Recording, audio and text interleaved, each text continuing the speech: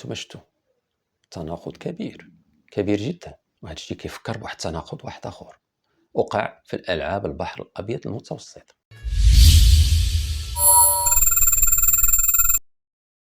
بسم الله، نبدا الحلقه ديال اليوم ان شاء الله. اولا كنقدم التعازي لعائلات الضحايا ديال هذا الزلزال اللي ضرب البلاد ديالنا. كنسأل الله باش يغفر لهم ويرحمهم ويقبلهم في من عنده في جنته. فيما يخص الحلقة الماضية اللي درت فيها الرد على العربي زيتوت، كنقدم واحد الاعتذار للمشاهدين ديالي، وهو في الخطأ اللي درت في العمل السابق ديالو لدى الجهاز الجزائري داخل الحكومة الجزائرية، بحيث أنه كان دبلوماسي ما كانش ضابط. فعلا كان دبلوماسي ما كانش ضابط، وهذا كيزيد طينة بلة، لأن الدبلوماسيين أشد كفرا ونفاقا في الجزائر، لأنه عندهم كاسطة واحدة، ملف واحد، وهو الصحراء المغربية، العداء للمغرب. كيديروا ندوات، كيديروا محاضرات، كيدوروا على العالم غير باش يهاجموا المغرب في صحرائه. دونك هنا ما كتبدل حتى شي حاجة في ديك الحلقة، في الكلام كل شيء اللي قلت كله وارد، كله ثابت، ما فيه حتى شي تغيير. يعني الفات انه كان دبلوماسي سابق، هذا كيعني باللي كيزيد يغرق اكثر، لان الدبلوماسيين ما كيديروا حتى شي حاجه من غير ما يعاودوا علينا افكار ديال بوخروبه والوجهات نظر ديالو. وبالتالي فكل الامور كتبقى كلها كما هي.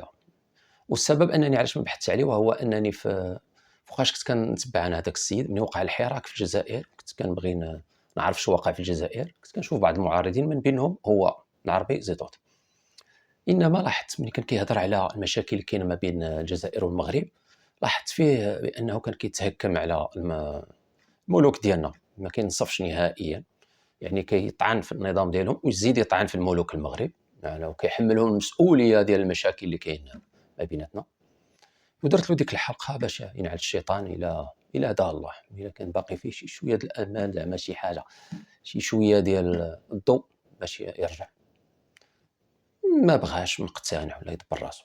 المهم انا قال تعالى هل على الرسول الا البلاغ، انا بلغته، بينت له باش مابقاش يحلم بانه من الصالحين ولا شي حاجه، ويبقى يقول الناس قال تعالى قال رسول الله ويرتاح ويحسب راسو زعما راه منصف، راه كذا راه كذا. ما كاين والو من داك الشيء. بغى يتوب الى الله، مازال عنده الامل، راه مازال حي يرزق، يقدر يتوب. ما بغاش يتوب، صحته وراحته.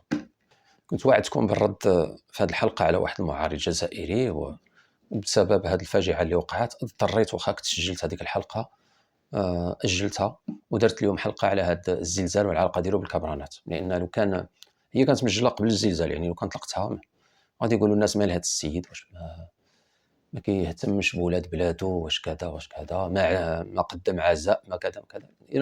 من باب الصواب اجلت هذيك الحلقه وسبقت هذه اللي غادي نهضر فيها على تدخل الكبرانات في زلزال المغرب.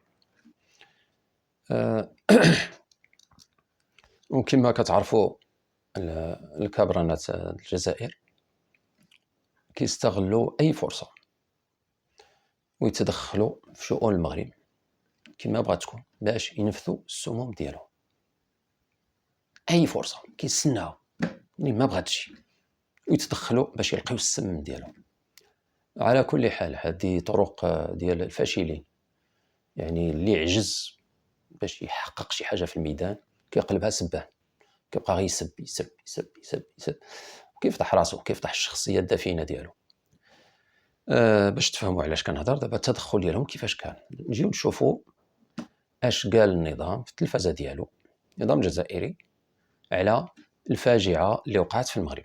اولا واحد المقدمه، وهي حنا كنعرفوا ملي شي دوله كتصيبها شي فاجعه بحال هذه، اما فيضان، اما زلزال، اما حرائق، اما كذا اما كذا، كيتكلموا الصحفيين على عدد الضحايا وعلى هذوك الجرحى، عدد الجرحى.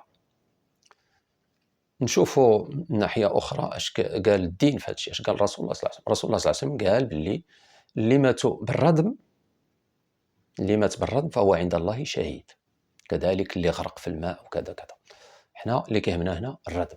يعني الزلزال مثلا، اللي مات بالردم فهو عند الله شهيد.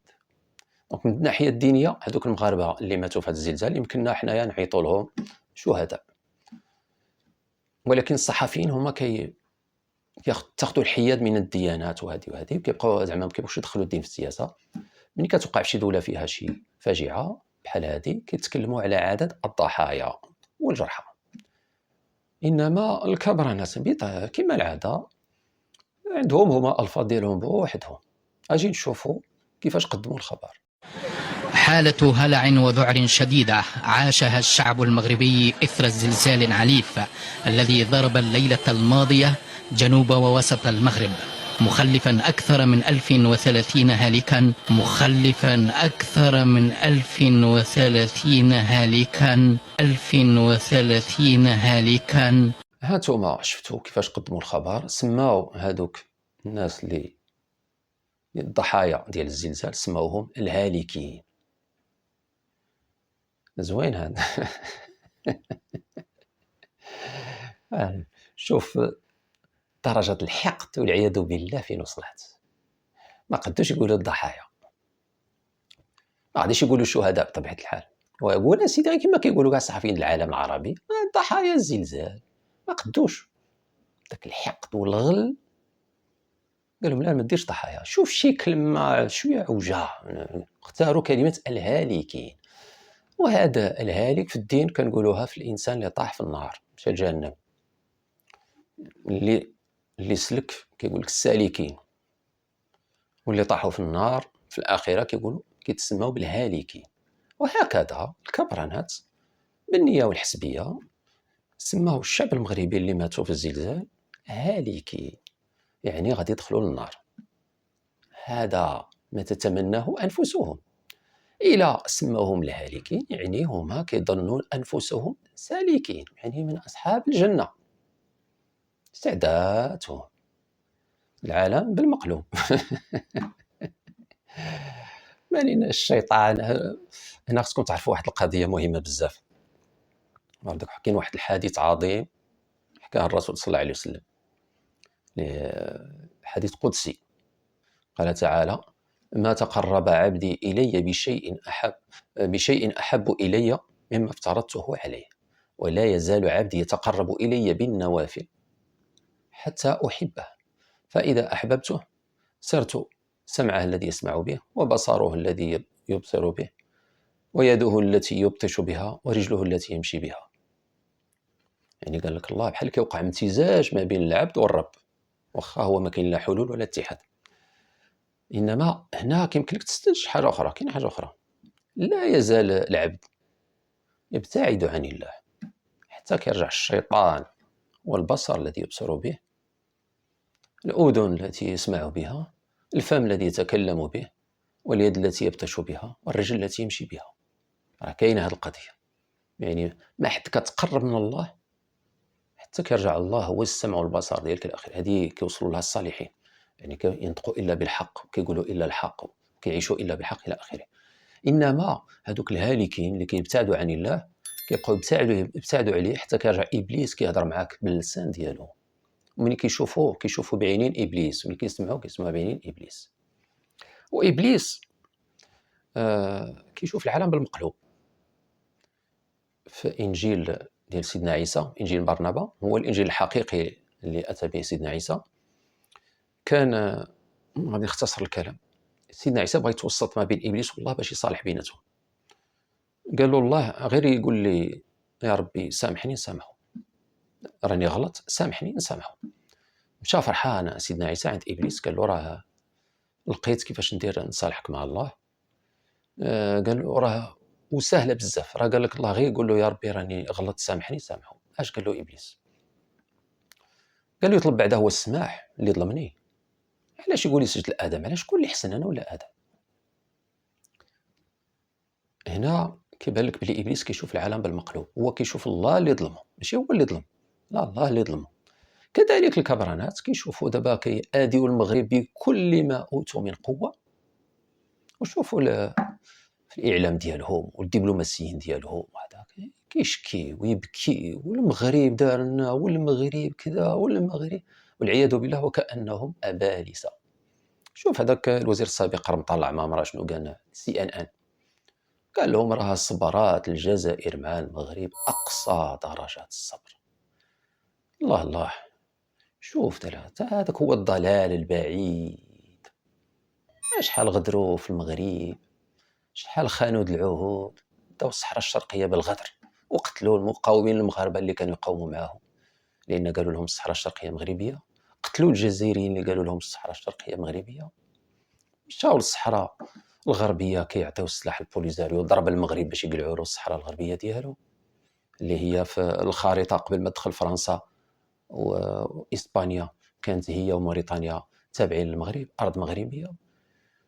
آذوا المغرب بكل ما أوتوا من قوة، وكيضلوا يشكيو ويبكي، والمغرب آذانا، المغرب دارنا، المغرب فعل. ونرجعوا للموضوع. هاد خياتي هادو اللي قال لك كيسميو المغاربه اللي ماتوا بالهالكي، يعني بكل سذاجه كيشوفوا المغاربه اللي بات يمشي للنار هما اللي مات يمشي للجنه. ومعشر الكبرانات، كما قلت لكم في الحلقه السابقه، الحلم حق مشروع لكل انسان. بغيتوا تحلموا انكم تدخلوا الجنه، حلموا مع راسكم، هذاك حقكم. بحال ابليس كيشوف راسو من خيرات خلق الله، بل هو خيرات خلق الله كاع. بلي الله ظلمو، علاش يقولوا سجد لي ادم؟ لانه هو احسن من ادم، يعني الله ظلمو. كيفاش هو من النار وسيدنا ادم من الطين ويقول له سجد له؟ يعني الله ظلمو. كذلك نتوما بغيتوا تحلموا تدخلوا تدخلوا للجنه بصحتكم، راه غير حلموا مع راسكم. دابا ملي سماو المغاربه بالهالكين زعما هما مسالكين، يعني غادي يدخلوا الجنه. قال تعالى: وتصف ألسنتهم الكذب بأن لهم الحسنى لا جرم أن لهم النار وأنهم مفرطون. ما كاينش اللعب، ما تضحك على راسك إلا بغيت تضحك، ونس راسك بالجنة إلا بغيت تونس راسك، وفرح فرح راسك قول راهم المغاربة كيمشيو للنار وداك الشيء. هذوك الهرطقات خاصة بكم، تمتعوا بها بصحتكم وراحتكم. دابا نشوفوا رد الفعل الشعب الجزائري منين وقع الزلزال في الليل. بالمناسبة أنا هنا في مدينة مكناس، حتى حنا رحنا تزلزلنا مزيان. هذا حضرت أنا لعدة هزات أرضية في حياتي، من اللي كنعقل. كانت وقعت وحدة في 69، كنت طفل وكنت ناعس، ما هذيك ما نعقلش عليها، كنت ناعس على كل حال. وقعت بالليل وتهز كاع المغرب عام 69. وفي السبعينات هنا في مكناس، ديك الساعة كنت وجدة، وفي السبعينات كنت هنا في مكناس في النصف الثاني من السبعينات.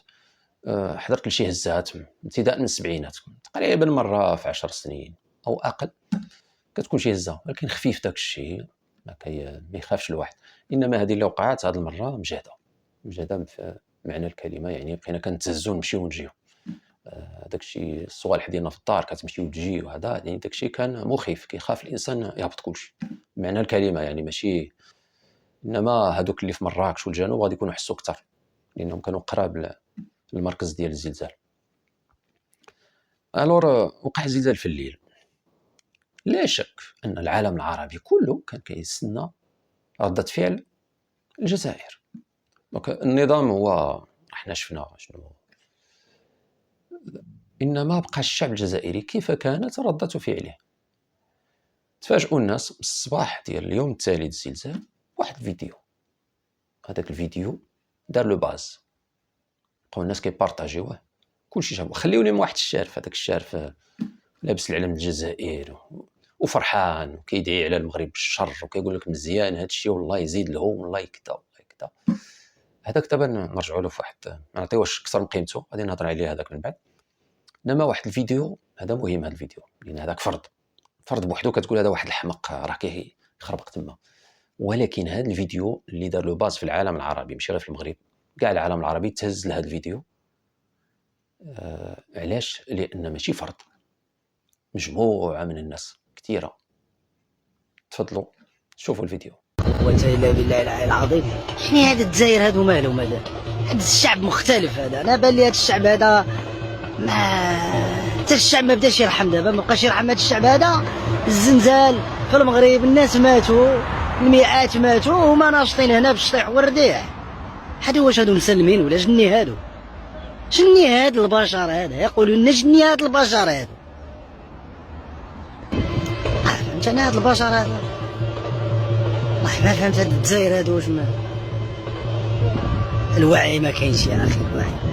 هانتوما شفتوا الفيديو، هذا فيديو غريب للغاية. كيفاش الناس تجي تحتفل بالغايطة والبندير والشطيح والرديح، شيء غريب للغاية. إنما هنا كنستوقف المغاربة نقول لهم الله يخليكم، أنا على هادشي اللي درت هاد القناة هادي. شوفوا بعدا الافتتاح ديالها وتأملوا الافتتاح.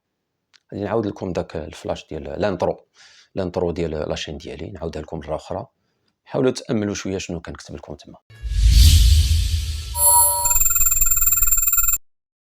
ثم شفتوا تحليل عميق للعلاقة بين المغرب والجزائر، تحليل عميق. هنا كان نعاود نذكركم داكشي اللي قلته في الحلقة الأولى في القناة ديالي. أولا بغيت المشاهدين الكرام باش يعرفوا باللي هذه القناة جديدة وراه الحلقات عندي مازال قليلة، يعني أنا دابا هذه الحلقة التاسعة فقط. إلا رجعتوا الحلقة الأولى اللي هضرت فيها على قضية سيدنا سليمان مع الأب ديالو سيدنا داود في الحكم على الحرث اللي ذكرها الله في القرآن، وكان ندعيكم باش ترجعوا لها مرة أخرى. على كل حال كما قال الإمام الشعراوي رضي الله عنه، قال باللي هذاك الشيء اللي ذكرناه في القرآن كل شيء عنده واحد المغزى، حتى حاجة ما تذكرات عبثا. يعني هذيك القصة اللي عاودنا الله على سيدنا داود مع سيدنا سليمان باش يلفت الانتباه ديالنا لخطورة الموقف. يعني التحليل السطحي والتحليل العميق. التحليل السطحي كيدي في أغلب الأحيان إلى الخطأ، والتحليل العميق كيدي إلى الحق. وبينا كيفاش تفوق سيدنا سليمان على با سيدنا داود في الحكم، لأنه كان عنده الحكمة، كان حكيم. وكذلك هنا في هذه القضية ديال المغرب مع الجزائر، خص الإنسان يتسلح بالحكمة والتحليل العميق باش ما يضحكوش عليه الشميت، باش ما يغلطش ويظلم الناس. كان نطلب المغاربة التأني، ما تحكموش واخا تشوف العجب مع، لأن مادام حداك واحد الكبرانات أبالسة كل شيء احتاط منه، عمرك ما تزرب وتحكم. ماشي مشكل، لا حنا شفنا الناس كيشطحوا ويردحوا، ماشي مشكل، خلي بغى يشطح يشطح، حنا غاديين. الور هنا بغيت نقول لكم باللي للاسف الاغلبيه الساحقه ديال الناس مشاو خاطئين في الحكم ديالهم. جابنا الله اللي يدافع علينا، قال تعالى الله يدافع عن الذين امنوا. المشارقه اشمئزوا بزاف من رده الفعل الشعب الجزائري، ما يعتقدون انه رده الفعل الشعب الجزائري كتلخص في هذا الفيديو ديال هذا المشرقي. الفيديو كثر بزاف، ندير لكم غير واحد كيلخص داكشي اللي قالوه كاع المشارقه في الفيديو الكثيره اللي تقالت على هذا الشيء. تفضلوا. إلى الشامتين بالشعب المغربي العزيز والحاقدين، أنتوا وصف حشرات كتير عليكم، وصف حيوانات ما وصلتوا أصلا، أنتوا نكرة. الشعب المغربي حاليا تحت أزمة، عنده ضحايا، عنده جرحى، عنده مصابين، بحاجة لكل مساعدة ومساندة. أنتوا عم تشمتوا فيهم، لكن أنتوا انتفيتوا من الإنسانية، حتى لقب الإنسانية أنتوا ما بتستاهلوه. أنتوا انتفيتوا حتى تكونوا بشر، أنتوا انتفيتوا حتى تكونوا حشرات. حشرات كتير عليكم، كلمة حشرة أنتوا كتير عليكم. الور هنا بغيت نقول لكم، نحذركم من التحليل السطحي بأنه يقود إلى الخطأ. راه هاد المشارقة كاملين راهم وقعوا في واحد الفخ ديال الكبرانات، وقعوا فيه عدد كبير ديال المغاربة، طاحوا في الفخ ديال الكبرانات. وبالتالي يجب التصحيح. أنا غادي نعاود لكم داك الفيديو اللي دار الباز ونعاودها لكم مرة أخرى، شوفوا مزيان. قوة إلا بالله العلي العظيم. شنو هذا الجزائر هادو مالهم هذا الشعب مختلف هذا. أنا بان لي هذا الشعب هذا ما حتى الشعب ما بداش يرحم، دابا ما بقاش يرحم هذا الشعب هذا. الزنزال في المغرب الناس ماتوا، المئات ماتوا، وهما ناشطين هنا بالشطيح والرديح. هادو واش هادو مسلمين ولا جني؟ هادو جني، هاد البشر هذا يقولوا لنا جني، هاد البشر هادو. فهمت انا هاد البشر هذا والله ما فهمت. هاد الجزائر هادو واش ما الوعي ما كاينش يا اخي الوعي. دابا غندوز لكم فيديو واحد اخر، تأملوا. من هذا المنبر حنا خرجنا للشارع باش نشوفوا آراء الشعب الجزائري، يعني كيفاش راهم تضامن يعني معنويا سواء ماديا. نروحوا نشوفوا الآراء تاع في الشارع؟ والله قبيله صليت العصر، والله ما شغل الغدا ما تغديتش، تاثرت يعني الشتاء. وكأنها حدثت هنا في الجزائر. راه مخاوتنا. علمنا بهذاك الزلزال، وان شاء الله ربي يكون معهم، واللي ماتوا ان شاء الله اعتبرهم من الشهداء، الله يرحمهم ان شاء الله، وان شاء الله الجزائر تقف معهم وقفه كشعب ودوله ومواطنين، ان شاء الله ربي يوفقهم ان شاء الله. انت كجزائري مثلا فتحوا لك الحدود وقالوا لك ويخصهم الدم، تروح تتبرع يعني باذن الله. نروح الخالصه للشعب اخواتنا في الشعب المغربي، ورانا متضامنين معاهم، وربي يصبركم ان شاء الله، ورانا معاكم. انتم شفتوا تناقض كبير كبير جدا، وهذا الشيء كيفكر بواحد التناقض واحد اخر وقع في الالعاب البحر الابيض المتوسط. هذاك الرياضيين المغاربه اللي هذاك الالعاب البحر المتوسط 2022 تدارت في الجزائر في مدينه وهران، هذاك الوفد المغربي ديال الرياضيين اللي مشى مع الاجواء مسدوده اضطر انه مشى حتى لتونس، وش طياره اخرى داتو حتى لوهران، واخا وهران جايه حتى الحدود مع المغرب. فالنزول ديالهم في المطار ها كيفاش استقبلهم الجمهور الجزائري.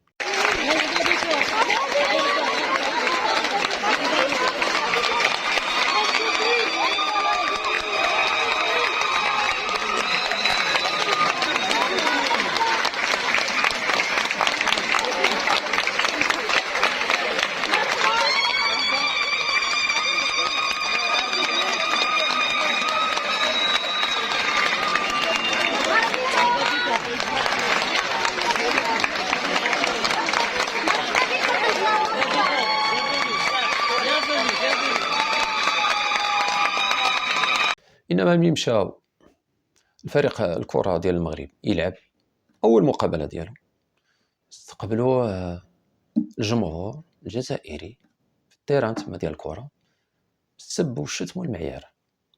قلبت في الانترنت هذيك الفيديو باش نجيبها لكم، ما لقيتهاش، ما صعب عليا باش نلقاها. على كل حال درت عده محاولات، انما نفس التصرف اللي داروه هو اللي داروه في المقابله النهائيه من ينفاز المغرب. هي هذه الفيديو، تفضلوا. أجواء لطيفة يعني.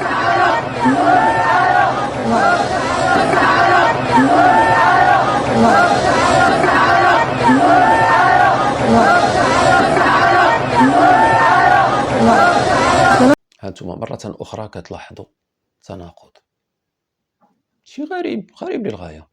كيفاش استقبلوا المغاربة في المطار بالتصفيق والزغاريت والفرحة، ومنين دخلوا الفريق الوطني يلعبوا كرة استقبلهم بالسب، السحارة إلى آخره، وتضيع الهضرة. هادشي كيبين بلي شي حاجة ماشي هي هذيك، كاين شي لعيبة، ولا كما كيقولوا بعض العاميين كاين شي ديب تحت القفة. وفعلا هادشي ما تستغربش مع الكبرانات، ما تستغربش، هذوك راهم حراميين وأبالسة. واللي كيبان من تحليل عميق وهو أن النظام العسكري المستبد اللي كيحكم في الجزائر عنده ميول شيطانية. داك حنا شفنا الغدر، كيفاش غدر الجيران المغرب وتونس، كيفاش قتل الأبرياء، وكيفاش قتل 4 مليون جزائري في التسعينات، وكيفاش. شوفوا الحلقات الماضية كنكشفوا على العورة ديالو، كنفتحوا. ولكن هو كيبغي آذي المغرب، إنما عارف راسو الشيطان، وبلي ديك التصرفات ديالو العالم كله غادي ينوض ضدها، ما غاديش يقبلها. ما يقدوش يجيبوا وزير الخارجية ولا شي سفير ولا شي واحد يقول لك هذا الزلزال الحمد لله عليه وكذا كذا، راه العالم كله غادي يتهز وغادي الجزائر تاكل العصا. وبالتالي كيتستروا من مور الشعب الجزائري، كينوضوا واحد البلطجيه ديالهم خلصي، بحال هذوك اللي كانوا يقولوا في باري، يقولوا لفرنسا ماناش مراركه وداك التخربيق. حنا شفنا دوك الوجوه كنعرفوا فيهم واحد العدد عندهم ديشين كيتخلصوا من الدوله وكيدوروا العالم وكذا، هذاك يعطيو الهضره للمغرب وكذا، مخلصين هذوك. حتى هذه هي الشرح اللي هذا تفسير اللي كيبين كيوضع النقاط على الحروف. هذوك اللي داروا معهم استجواب في الشارع، هذوك جزائريين، الشعب الجزائري هو اللي كيهضر وكيتاسف وكيقول لها حنا مع خوتنا المغاربه، وهذا كيقول انا نعطي الدم ديالي وكذا كذا. وهذوك اللي جاو شطحوا حدا الحدود، هذوك البلطجيه النظام، هذوك اللي استقبلوا المغاربه في مطار وهران، هذوك الوراهنه ولاد وهران، هذوك الجزائريين كيبغيو المغاربه وكيبغيو الخير للمغرب، استقبلوا بالفرحه، فرحوا من جوع المغاربه. ودائما لاحظت انا النظام الجزائري بالزربه كيبغي يتدارك الموقف ويمحي داك الشيء ديال الشعب الحقيقي، التصرف الحقيقي ديال الشعب الجزائري، ويبدلوا بالبلطجيه. منين دخلوا الفريق الوطني يلعب كره في التيران جابوا البلطجيه ديال النظام، قالوا تبقاو تقولوا لهم السحاره الهضره الخاويه. الا كان السحر علاش ما نديوش حنا سيدي لا كوب دي موند كاع، نجيبوا السحاره ديالنا ونقول لها صافي انا ندي الكاس كاع لي كوب دي موند كاملين ماشي غير وحده، بقى ديما نجيب السحاره ونقول لها سحر كاع الفرق الاخرى باش تخسر ونربح انا. هذا كيبين على السذاجه ديالهم وعلى الخبث ديالهم فقط.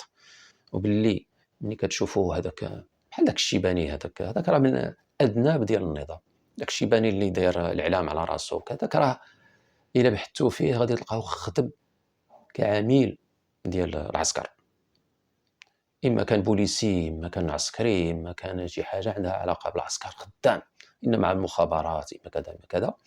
ودابا واخا كبروا في العمر ولا مازال كيستعملوهم، وغادي نشوفوها في المستقبل في بعض الحلقات بحال مثلا كيجيبوا لك الشوارف، لان الشوارف كيعطيوهم الناس شويه المصداقيه، كيقول لك راه شارب عقلو وكذا كذا. كيجيبوا الشوارف بزاف، لاحظتها فيهم في الكبرانات، كيستغلوا ديك القضيه ان الانسان كيتاثر بالشوارف. في الزلي جابوا واحد الشارف كيقول لهم هذا راه ديالنا وكذا، وراه قديم في الجزائر. في حرب الرمال جابوا واحد الشارف قال عطينا طريحه للمغاربه وقتلنا 2500 جندي وكذا كذا، وداك الشيء غير تقام به، كاين والو من داك الشيء، لا في الزليج ولا في حرب الرمال ولا دابا هذا الشيباني اللي داير كيسب، راه ماشي شعب جزائري. هذوك اذناب النظام، باش ما تبقاوش تغلطوا.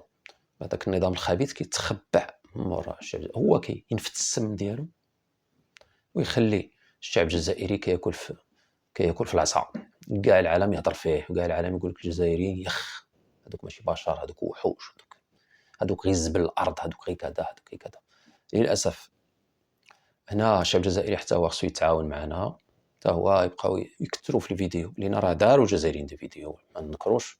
شفت بزاف الجزائريين كيتبرؤوا من هذوك اللي كيتشفاو في المغاربه وكيقول لهم حاشا واش نتوما جزائريين، وفعلا راهم ماشي جزائريين، هذوك اذناب فرنسا، هذوك خدامين مع فرنسا ومع الكبرانات. الكبرانات بغاو يقلعوا يدهم يد فرنسا، ولكن ديك السياسه العدائيه للمغرب اللي خطاوها من عند فرنسا، اللي رباتها عليهم فرنسا، محتفظين بها. فرنسا دابا نشوفوا هذاك راجعين حلقات لقدام عاوتاني نشوفوا فرنسا وفضيحه مع المغرب، الإداية ديالها اللي أدت المغرب وكذا، واحد المشاكل كلها اللي كيعاني منها المغرب، وحدة الترابية ديالو كلها صنع فرنسا كلها. وديك الكراهية اللي ديال الكبرانات المغرب وكيفاش كيحاولوا يربيو الشعب الجزائري يكره المغرب، هذا كل شيء صنع فرنسي، كل شيء.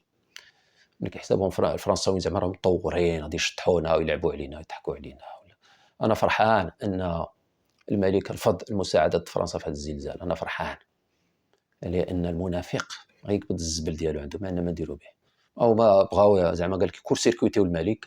شفتهم في واحد الاذاعه ديالهم كيقول لك فرنسا مع الشعب المغربي، زعما الملك اورجو. لا سيدي، فرنسا اللي اورجو، بقى على برا، ما عندنا ما نديرو بك. انا هذاك القرار ديالو اللي رفض انه يستلم مساعده فرنسا قرار حكيم، كان الحمد لله اللي الملك ديالنا كيتاخذ القرارات اللي كنرتاحوا لها. انا فرنسا ما عندهاش بلاصتها في القلب ديالي على هذاك التحرميت اللي دارت في المغرب العربي وفي افريقيا وفي كل قنت الى يومنا هذا، يعني عمرها ما ثبت. الانجليز هو منين عطاه الاستقلال للدول، عطاهم الاستقلال، عطاهم الحريه ديالهم، خلاهم يتقدموا، خلاهم يتطوروا، خلاهم يتنفسوا، الاقتصاد يزيد لقدام. فرنسا لا، داروا بزاف ديال التحرميت باش يمصوا لهذيك الدول الدم ديالها وتبقى ديما متاخره، وفرنسا هي اللي تديك على النعم ديالهم، تديها اللي عندها فابور وزيد وزيد وزيد وزيد. المهم هذاك موضوع طويل محتاج تجيبها الفرصه ونهضروا عليه ان شاء الله. كذلك باش نزيد نثبت للمغاربه صحه القول ديالي بان هاد الكبرانات راهم كيهضروا هما بسميت الشعب الجزائري بالزور والبهتان، وكيخليكم تعتقدوا بان الشعب الجزائري راه كيكرهكم وما يحملكمش وكذا، وباللي كل وقفه واحده مع النظام ضد المغرب. اش كيديروا؟ راكم شفتوا شحال من مره شي كيوقفوا الناس في الشارع وكيقولوا ما رايك في هذا الشعب الصحراوي، ويقولوا اييه المغرب خصو يعطي الاستقلال وخاص وكذا، وحنا كلنا مع الشعب الصحراوي وكذا كذا. المغاربه كيبقى فيهم الحال، كيقول لك علاش هذا العداء وما عارفين هذيك الارض ديالنا. المغرب هو اللي دفع تصفيه في الامم المتحده في عام 63 تصفيه الاستعمار في الصحراء الغربيه المغربيه، وهما دابا كيقول لك تصفيه الاستعمار زعما المغرب رجعوه مستعمر. انما اش كيديروا؟ كيصفيو كيصيفطوا واحد بالميكروفون ديالو للشارع، كيطلب من الناس يعطيو الاراء ديالهم، وهذوك الناس فيهم الخوافه اللي كيبغي اولا زعما يجامل النظام ديالو. دونك غادي هذا كيحتفظوا بالراي ديالو. 10 اللي قالوا الخير في المغرب هذوك لا، هذوك ما يدوزوش. دونك انت ما تشوفهم ما تعرفهم كاع اللي يهضروا اصلا، وإلا ما لقاش كاع اللي يهضر له في المغرب كيبقاو هما يقولوا الناس واش تقولوا. شوف اسيدي، السياسية خارجية. الخارجية الجزائرية عندها موقف ثابت ولا تدخل في الشؤون الداخلية. نقولها طبعا الخارجية. هانتوما شفتوا كيفاش كيعمروا الناس ضد المغرب، ها واش تقول، ويشعل الكاميرا. راه نفس الشيء بالنسبه للبوليزاريو، ما يسمى ببوليزاريو، وحده باش تشوه بالمغرب، واحد المراه منهم قالوا لها ديري راسك يدك مهرسه، قولي المغاربه هرسوا لي يدي، البوليس ضربوني هرسوا لي يدي، وقولي وقولي وقولي وقولي. انما بكل سذاجه تفضحوا لان كل شيء كيوصل لله الحمد. شوفوا الفيديو. السلام عليكم، انا سمية المجاهد اللي تعرضت لخطة في يدي، انكسرت في الوقفه اليوم 15 و نقول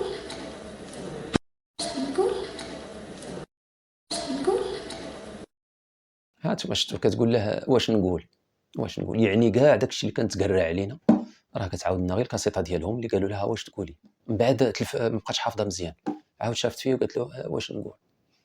هذا هو النظام ديال الكبرانات، نظام منافق ابليسي الطبع. صار ابليس هو السمع الذي يسمع به، والنظر الذي ينظر به، واللسان الذي ينطق به، والرجل التي يمشي بها. هذا هو النظام الجزائري. ردوا البال باش ما نبقاوش نظلموا بزاف الشعب الجزائري. غتقولوا لي واه راه كاين شي جزائريين كذا، راهم تحت التاثير، ديال هذا النظام. يعني واحد الولد اللي من تحضيري وهو كيسمع الاباطيل والاكاذيب على جارو، وكيشحنوه على جارو ويكذبوا على جارهم. غدرنا المغرب، غدر غدروا المغرب جميع انواع الغدر، وكيمشيو يقولوا لولادهم وفي الاعلام ديالهم كيقولوا للعالم المغرب غدرنا. لو كان ابليس كان في صفه انسان يمشي على قدمين راه ما يديرش اكثر من هذا الشيء. هذا هي الحد الاقصى ديال الخبث وديال القباحه. هذا هو الحد الاقصى. كتضرب واحد بالخنجر وتمشي تصيح، كتلطخ راسك بالدم ديالو، تمشي تصيح وتقول لهم راه ضربني، هو اللي ضربني. صافي هذا هو الحد الاقصى ديال الخبث. هو هذا، ما كاينش اكثر من هذا الشيء. اكثر من هذا الشيء راه ما كاينش. كل شيء واضح. النظام الجزائري نظام خبيث يستعبد الشعب الجزائري. احنا شفنا في العشريه السوداء كيفاش بقاو كيقتلوا في الناس بحال الدبان، كيعذبوه وكيهينوه رجالا ونساء، اقصى انواع الاهانات باش يركعوه ويحنيو لهم الراس. للاسف غلبوا الشعب الجزائري. من بعد داك المجازر ومن بعد داك الشيء الشعب الجزائري كيبان ليه بحال الا مابقاش كيتحرك بزاف. كان داك الحراك، ولكن كان شويه بارد، ماشي كان شويه كيتمشى ويقولوا شعارات. خلاوهم واحد العامين حتى جا كورونا وفك لهم المشكله. ملي جا كورونا فرقهم وصافي، بقات كورونا كتقبض الناس، كانوا الناس ما عارفينش كورونا كيفاش داير وهذا، وانتهى الامر. مؤسف، ولكن هذا الشيء اللي عطى الله. وفي الختام هذه النصيحه، بغيت نقول واحد النصيحه للمغاربه، نصيحه جزائريه. المغارب، ايها المغربي، كنصحك عندك تكون حقود، تريث، ما تزربش. ملي تشوف واحد الجزائري كيسب المغرب، واخا حتى مجموعه بلطجيه، جزائري عميل، كل ما يضحكوش عليك الشميت، كنعني الكبرانات. سير شوف عاوتاني دوك الجزائريين كيقولوا كلام زين احلى من العسل. خذ بعدا شوف هذا الفيديو مثلا. سمعوا المغاربه، نجيكم من الاخر هذه الخطره. حنا الجزائريين نحبوكم ونموتوا عليكم، واللي ما بغاش ينتصر راسه مع حيط. المسلم اخو المسلم، ورانا امه عربيه اسلاميه. بدون نفاق والله خوتي المغاربه، بدون نفاق. اني بالك ربي جابها السبه، ما حنا ما تاهلناش لكوب دو موند، بصح بغى ربي يوريكم شحال نبغيوكم يا جيراننا الغاليين. ونتمنى الميساج تاعي يوصل، اني نحبوكم بزاف بزاف وفرحنا لكم بزاف بزاف، وهذا ربي داروا ميساج لخوتي المغاربه شحال نبغيوهم وشحال نعزوهم. صراحة المباراة كانت رائعة، وحتى أداء المنتخب كان رائع وكان في المستوى. أنا عجبني شخصيا، خاصة مع كرواتيا اللي هي تعتبر من أكبر الفرق في كأس العالم. هم كانوا يستاهلوا الفوز، ولكن الحمد لله راضيين بالنتيجة نحن كشعب. أيوة ديما المغرب وخاوة. أيوة أنا جزائرية وجيت نشجع المغرب. السلام عليكم والسلام على شعب المغرب. Un petit message de la part d'un Algérien من وهران exactement من باريغو. بسم الله. هذا الماء زمزم.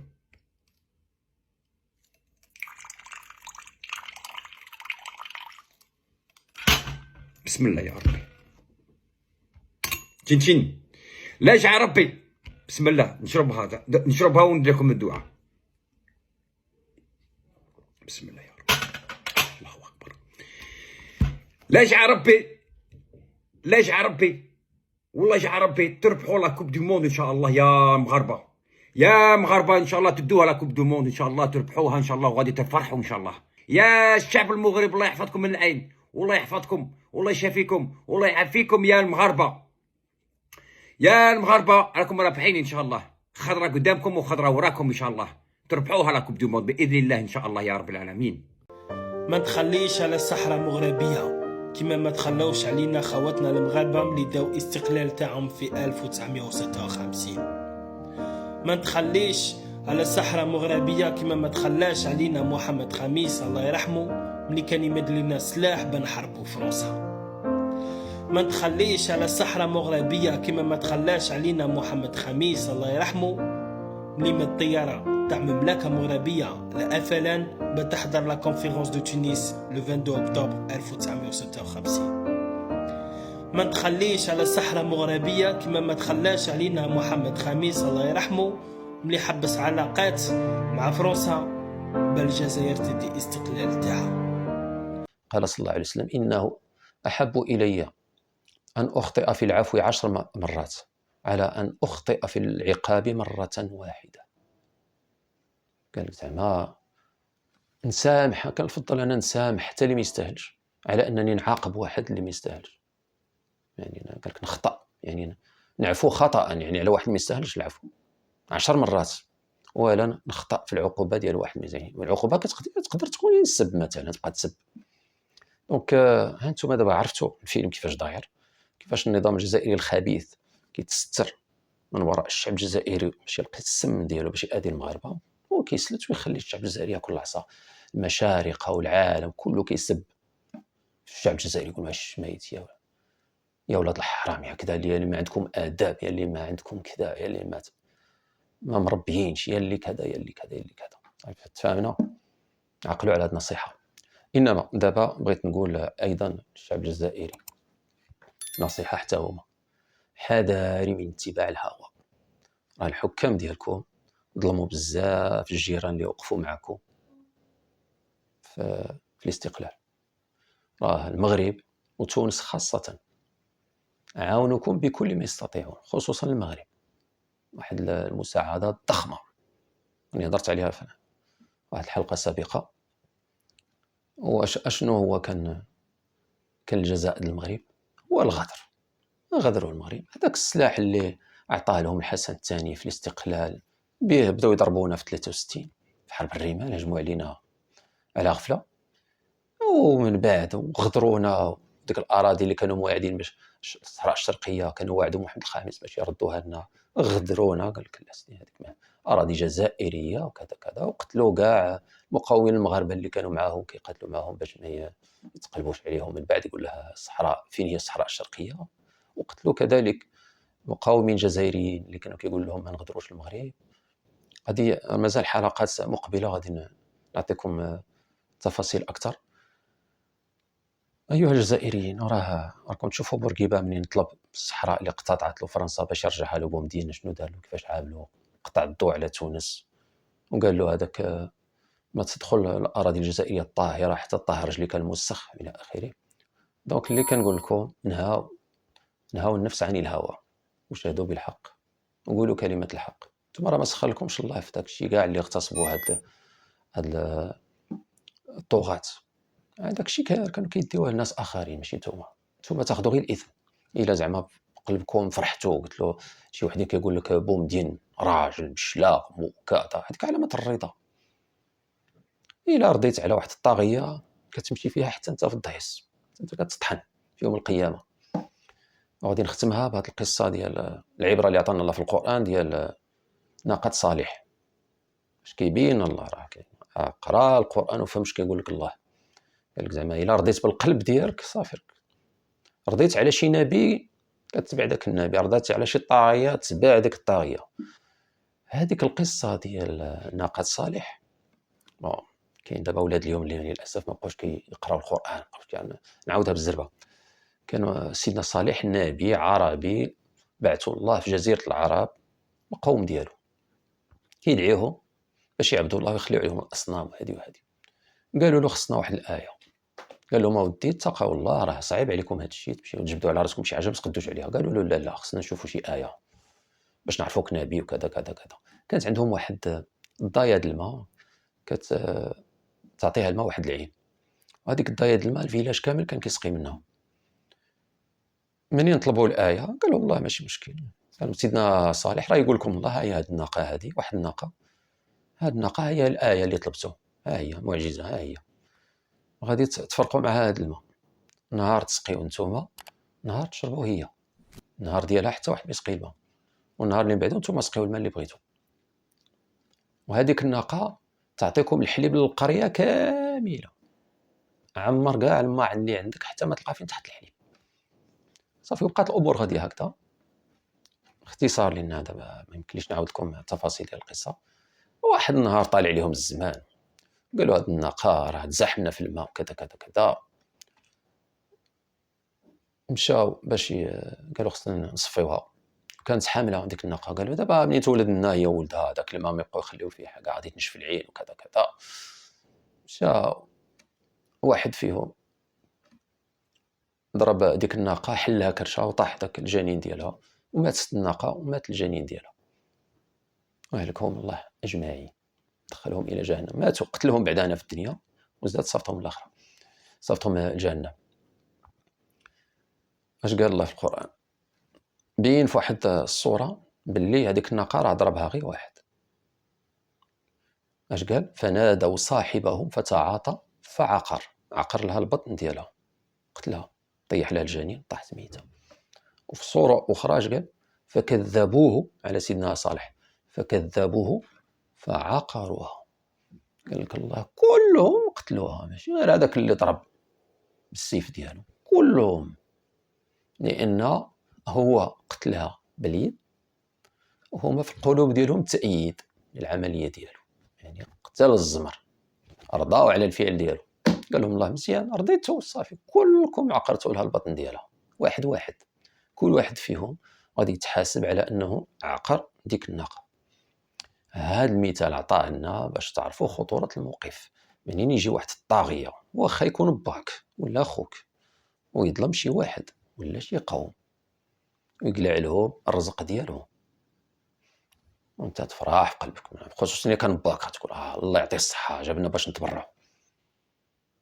راه في يوم القيامه واحد لنا الزين حتى انت راك شريك معاه في الجريمه صافي، لانك الرضا في القلب عندك، رضيتي على الفعل ديالو.